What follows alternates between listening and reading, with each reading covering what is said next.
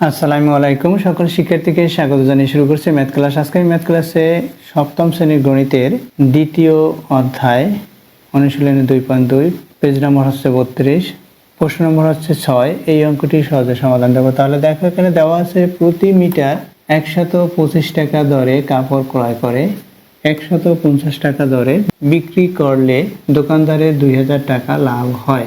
দোকানদার মোট কত মিটার কাপড় ক্রয় করেছিল? দেখো, এখানে দেওয়া আছে প্রতি বলতে এক বোঝায় 1 মিটার কাপড়ের ক্রয় মূল্য 125 টাকা, অর্থাৎ 1 মিটার কাপড়ের বিক্রয় মূল্য 150 টাকা। তাহলে এখানেই আমরা বুঝতে পেরেছি লাভ হয়েছে, অর্থাৎ বিক্রয় মূল্য মাইনাস ক্রয় মূল্য সমান লাভ। এখন তার কত টাকা লাভ হয়েছে? 2000 টাকা লাভ হয়েছে, টোটাল লাভ। তাহলে সে কত মিটার কাপড় ক্রয় করেছিল সেটা আমরা বের করব।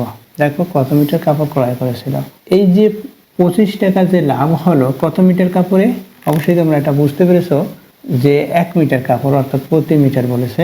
তাহলে দেখো, আমি সরাসরি করে দিচ্ছি, দেওয়া আছে না লিখে 1 মিটার কাপড়ের লাভ হয়।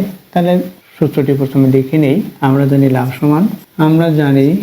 লাভ সমান বিক্রয় মূল্য মাইনাস ক্রয় মূল্য।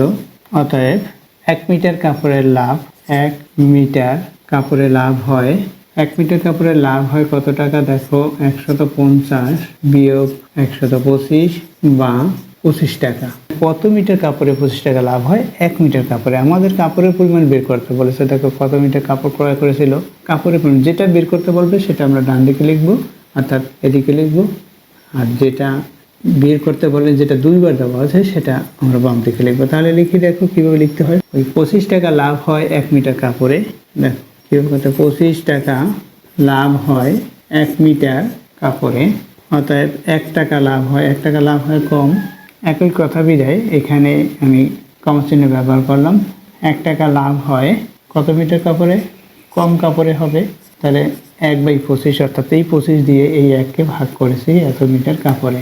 দেখো, এখানে প্রথমে টাকার পরিমাণ বেশি, কাপড়ের পরিমাণ বেশি হলো, টাকার পরিমাণ কম, কাপড়ের পরিমাণও কম হবে। অতএব কত টাকা লাভ হলো? 2000 টাকা। 2000 টাকা লাভ হয় কত মিটার কাপড়ে সেটা আমরা বের করব। 1 গুণ 2000, অর্থাৎ বেশি হবে বিধায় গুণ হলো বাই 25। দেখো, 25 দিয়ে আমরা এটাকে ভাগ করি।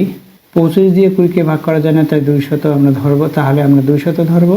তাহলে 200কে ভাগ করলে 4 25 100 হলে 8 25 200 হয়। এখানে একটি শূন্য আছে, শূন্যটি লিখে দেই। তাহলে ইকুয়াল কত হলো? এত মিটার কাপড়ে ইকুয়াল কত হলো? এখানে 80-র সাথে 1 গুণ 80 মিটার, 80 মিটার কাপড়ে।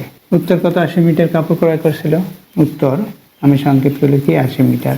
আশা করছি বুঝতে পেরেছো অঙ্কটির সমাধান কিভাবে করতে হয়। এতক্ষণ ম্যাথ ক্লাসের সাথে থাকার জন্য সকলকে ধন্যবাদ জানিয়ে আজকের মতো বিদায় নিচ্ছি।